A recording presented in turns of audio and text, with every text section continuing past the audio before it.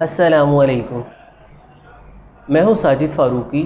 आज इस वीडियो में हम डिस्कस करेंगे कि अपने जिस्म के अंदर जमे हुए टॉक्सिन्स यानी फुजलात और वेस्ट मटेरियल को हम कैसे निकाल सकते हैं। जैसे ही हम अपनी बॉडी को अंदर से साफ़ कर लेंगे, वज़न अपने आप कम होना शुरू हो जाएगा, जिल्द साफ़ शफाफ हो जाएगी, जिस्म में तवानाई आएगी और हमें अमराज से निजात मिलेगी। तो ये बात जानने के लिए सबसे पहले हमें समझना होगा, जब हम कोई खाना खाते हैं तो उसका अंदर जाके होता क्या है। मैं आपको ज़्यादा पेचीदगी में नहीं लेके जाऊंगा, सादा से अंदाज में इंशाल्लाह समझाने की कोशिश करूंगा और उम्मीद करता हूं कि ये बातें ज़िंदगी भर के लिए आपको फ़ायदा पहुंचाएंगी। खाना सबसे पहले मैदा में जाता है जहां टूटता है, फिर आंतों में चला जाता है जहां हज़म का अमल होता है बिलतरतीब छोटी आंत और बड़ी आंत में। उसके बाद फुजलात हमारे बदन से खारिज हो जाते हैं। लेकिन क्या आपको लगता है कि हर खाने को ये हज़म का साइकिल पूरा करने में एक जैसा वक़्त लगता है? ऐसा नहीं है। हम जो कोई फल खाते हैं 2 से 4 घंटे में वो हज़म के इस अमल से गुज़र जाते हैं। सब्ज़ियाँ तकरीबन 6 घंटे लगाती हैं, जबकि जो अनाज और दालें हम खाते हैं उन्हें 18 से 20 घंटे या इससे ज़्यादा लग सकते हैं बाज़ औक़ात। यूँ समझ लीजिए कि जिस ग़िज़ा में पानी ज़्यादा होता है, फ़ाइबर ज़्यादा होता है, वो आसानी से और जल्दी से हज़म हो जाती है। लेकिन जिस ग़िज़ा में फ़ैट्स यानी चिकनाइयाँ ज़्यादा होंगी, प्रोटीन ज़्यादा होगा या कार्बोहाइड्रेट्स ज़्यादा होंगे, उसे हज़म करने में तबीयत को ज़्यादा वक़्त लगता है। सॉलिड ग़िज़ा जितनी सॉलिड होगी उतना ही ज़्यादा तबीयत का उस पर वक़्त ख़र्च होगा। अब होता क्या है, जैसा कि मैंने आपके सामने ये बात रखी कि सॉलिड ग़िज़ा को हज़म होने में अप्रॉक्सीमेटली 18 घंटे तो लगते ही लगते हैं।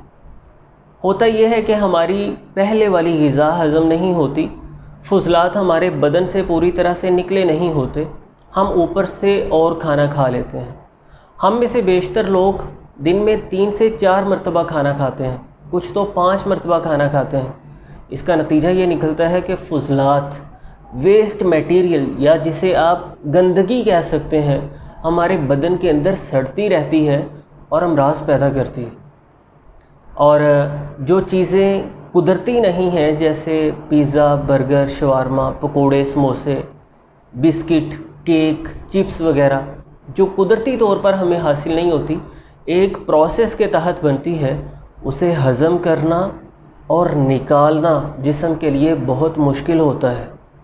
ये चीज़ें जब हज़म नहीं होती ठीक से और जब हम कसरत से खाना खाते रहते हैं और फुजलात पूरी तरह से बदन से बाहर नहीं निकलते, इसका नतीजा ये निकलता है कि हमारी आंतों की अंदरूनी सतह पर जो उभार होते हैं, जिन्हें विलाई कहते हैं, जिनका काम ये है कि वो ग़िज़ा से, हज़म शुदा ग़िज़ा से ग़िज़ाइयत को सोख लेती हैं, जज़ब कर लेती हैं और फिर दौराने खून के ज़रिए जब ब्लड सर्कुलेट करता है बॉडी में और आंतों में भी खून जब गर्दिश करता है, तो वो ग़िज़ाइयत हमारे जिस्म के तमाम आज़ा तक पहुंचती है, जिसे हम अपने अफ़आल सर अंजाम देते हैं। तो अब आप ज़रा सोचिए कि ये फुजलात जब बदन से ख़ारिज नहीं होंगे और आंतों की अंदरूनी सतह पर चिपक जाएंगे, जिन आंतों का काम था ग़िज़ा से ग़िज़ाइयत को जज़ब करना, जब बैरूनी सतह पर फुजलात लगे होंगे तो क्या वो इन फुजलात को, टॉक्सिन्स और वेस्ट मटेरियल को, गंदगी को जज़ब नहीं करेंगे? बिल्कुल ऐसा ही होता है। हमारी आंतें फिर इन्हीं फुजलात को जज़ब करना शुरू कर देती हैं। ये फुजलात फिर दौराने खून के ज़रिए हमारे जिस्म के तमाम आज़ा तक पहुँचते हैं और उनको मुतासिर करते हैं, जिसे हम बीमारी कहते हैं। अगर ये फुजलात हमारी जिल्द को मुतासिर करें, इसे हम ख़ारिश, एक्नीज़ या सोराइसिस के नाम से जानते हैं। ये फुजलात अगर सांस के रास्तों को मुतासिर कर देते हैं, इसे हम एस्थमा कहते हैं। यही फुजलात जब हमारी आर्टरीज़ में जम जाते हैं, इसे हम कोलेस्ट्रोल कहते हैं। यही वेस्ट मटेरियल या फुजलात, ये गंदगी जब हमारे गुर्दों में जम जाती है, इसे हम पथरी कहते हैं। ये फुजलात जब हमारे खून को गाढ़ा कर देते हैं, दिल को खून पंप करने के लिए ज़्यादा ज़ोर लगाना पड़ता है, ज़्यादा प्रेशर देना पड़ता है, इसे हम हाई ब्लड प्रेशर कहते हैं। اسی طرح موٹاپا ہے، اگر آپ کو وزن کم کرنا ہے تو یہ ویسٹ میٹیریل، فضلات، یہ گندگی جو اندر سڑ رہی ہے اسے باہر نکالنا ہوگا۔ آج ممکن ہے یہ ایک چھوٹے سے مرض کی صورت میں ہو، لیکن اگر آپ اسے اگنور کرتے ہیں تو خدا نہ خواستہ کل کو ایک بڑے خطرے کی صورت میں سامنے آ سکتی ہے۔ اب تک آپ ڈی ٹاکسیفیکیشن کی اہمیت کو سمجھ چکے ہوں گے کہ ویسٹ میٹیریل، فضلات اور گندگی کو جسم سے باہر نکالنا انتہائی ضروری ہے۔ اگر ہم جسم کو اندر سے صاف نہیں کرتے تو ہم صحت مند نہیں رہ سکتے۔ اب سوال پیدا ہوتا ہے کہ کیسے باڈی کو ڈی ٹاکسیفائی کیا جائے۔ اس کے لیے ہمیں کسی دوا کی ضرورت نہیں۔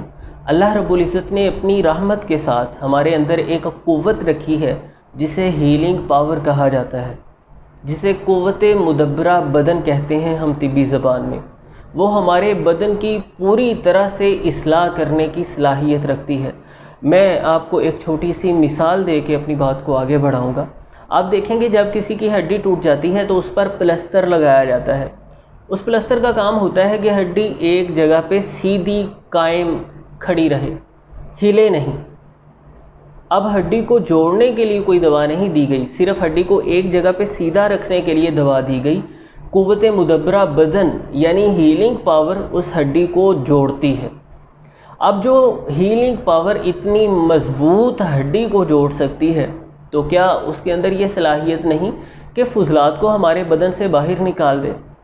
بالکل اس کے اندر یہ صلاحیت ہے، لیکن ہم اسے موقع نہیں دیتے، یا کہہ لیں کہ اجازت نہیں دیتے۔ آپ اس بات سے حیران ہوں گے، لیکن حقیقت یہی ہے۔ میں ابھی ایکسپلین کرتا ہوں تو انشاءاللہ آپ اس بات کو سمجھ جائیں گے۔ ہماری قوت مدبرہ بدن ایک وقت میں صرف ایک کام کرتی ہے۔ وہ ایک وقت میں یا تو کھانا ہضم کر سکتی ہے یا بدن کی اصلاح کر سکتی ہے۔ ہم اتنا کھانا کھاتے ہیں، صبح کا ناشتہ ابھی ہضم نہیں ہوا، دوپہر کو ہم پھر کھانا کھا لیتے ہیں اور اچھا خاصا پیٹ بھر کے کھانا کھا لیتے ہیں۔ دوپہر کا کھانا ابھی ویسے ہی اندر پڑا ہوا ہے، فضلات بدن سے نکلے نہیں ہیں۔ ہم رات کا کھانا کھا لیتے ہیں اور رات کا کھانا کھانے کے بعد بھی ہم سنیکس لیتے رہتے ہیں، طرح طرح کی چیزوں کے ساتھ خود کو مشغول رکھتے ہیں اور اپنی قوت مدبرہ بدن کو بری طرح سے ڈسٹرب کر دیتے ہیں۔ ہم اسے الجھائے رکھتے ہیں کھانا ہضم کرنے میں، اسے فرصت ہی نہیں ملتی کہ وہ ہمارے بدن کی اصلاح کر سکے۔ یاد رکھیے، اس بات کو آپ نے ذہن نشین کر لینا ہے، اور یہ ساری زندگی آپ کو فائدہ پہنچانے والی بات ہے۔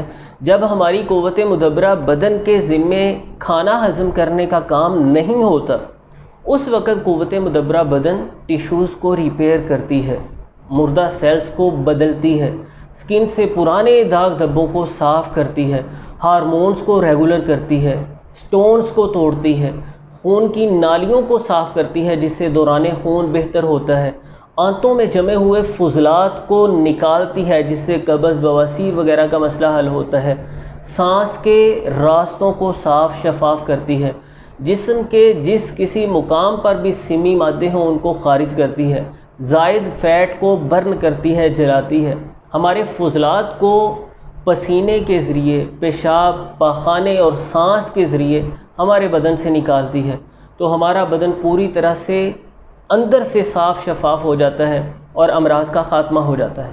لیکن اس کے لیے ہمیں خود کو بھوک دینا ہوگی، لمبے وقت کے لیے ہمیں خود کو بھوک دینا ہوگی۔ اس کے کئی ایک میتھڈز بتائے جاتے ہیں اور وہ سارے ورک کرتے ہیں۔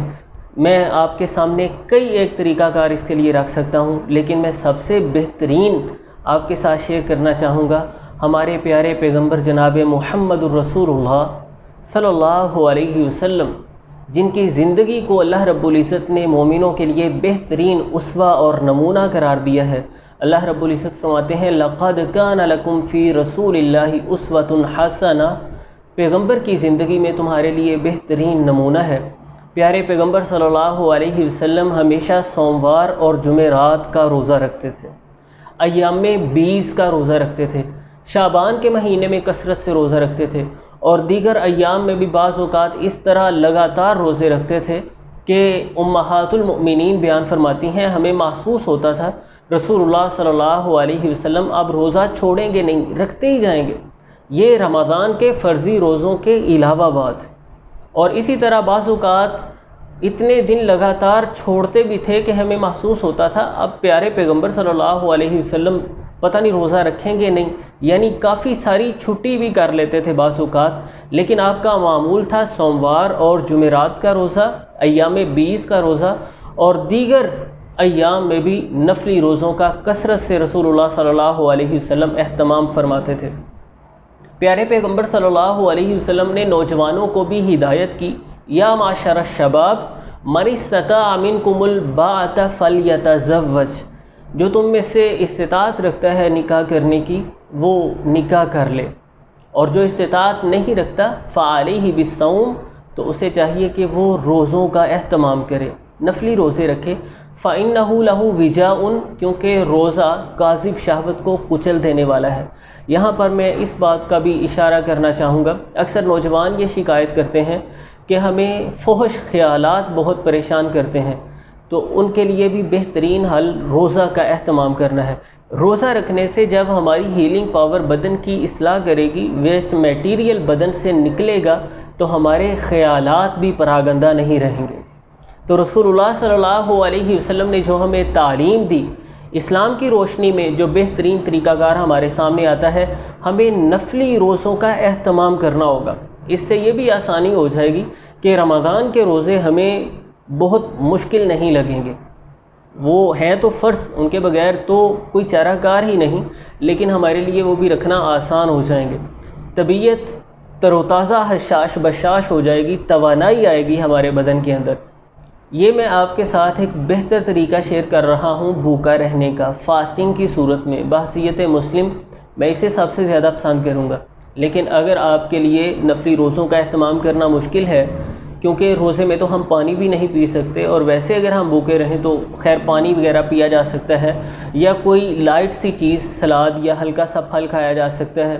اگر آپ کے لیے روزہ رکھنا شروع میں دشوار ہے تو آپ ایسا کیجئے، رات کا کھانا 7 یا 8 بجے کھا لیجئے، اس کے بعد آپ نے کوئی چیز نہیں کھانی، اور صبح ناشتہ آپ لیٹ کیجئے۔ اگر آپ نے 7 بجے کھانا کھایا ہے تو صبح کو ناشتہ آپ کر لیجئے 11 بجے۔ اگر آپ 8 بجے رات کا کھانا کھاتے ہیں تو صبح ناشتہ آپ کیجئے 12 بجے، یعنی 16 گھنٹوں کی آپ اپنے بدن کو بھوک دیجئے۔ یہ 16 گھنٹے بھوکا رہنا سننے میں مشکل لگتا ہے، اور انسان سوچتا ہے کہ پھر تو میں روزہ ہی رکھ لوں۔ ویسے یہ تو اچھی بات ہے کہ روزہ ہی رکھا جائے، لیکن یہ روزہ رکھنے سے بہت زیادہ آسان ہے۔ جب آپ 8 بجے کھانا کھا لیں گے رات کا، اس کے بعد رات بھر تو آپ نے سوئے ہی رہنا ہے، تو کوئی خاص بھوک کا احساس نہیں ہوگا۔ صبح کو بھی آپ جب نماز تلاوت سے فری ہو کے دیگر اپنے تھوڑے بہت کام کاج کریں گے تو بڑی تیزی سے وقت گزرتا جائے گا، اور آپ کو پتہ ہوگا کہ ابھی کچھ دیر بعد تو میں کھانا کھا لوں گا۔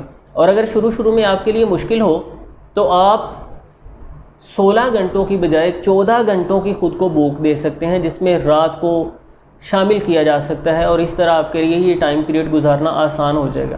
اس کا نتیجہ یہ نکلے گا کہ ہماری ہیلنگ پاور کو ٹائم مل جائے گا بدن کو اندر سے ہیل کرنے کے لیے، توڑ پھوڑ کی مرمت کے لیے، اور تمام تر فضلات کو بدن سے باہر نکالنے کے لیے۔